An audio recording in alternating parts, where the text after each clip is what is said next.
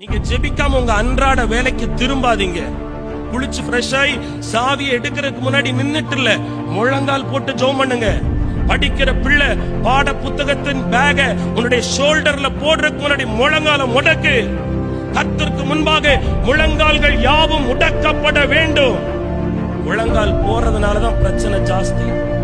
மருந்து, மாத்திரை, நோய் நொடி, மருத்துவர், மருத்துவமனை, கடன், சமாதான குறைவு, பிரிவினை, டிவோர்சஸ், தொழிலில் நட்டம், குடும்பத்துல கலகம், சந்தேகம்.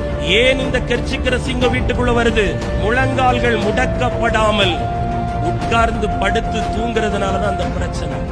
ஆண்டவர் சொல்லுகிறார், சொன்னவைகள் எல்லாம் பூரணமாய் நிறைவேற்றப்பட வேண்டுமானால் விசுவாசியாய் பொறுமையாய் சகித்துக் கொண்டிரு.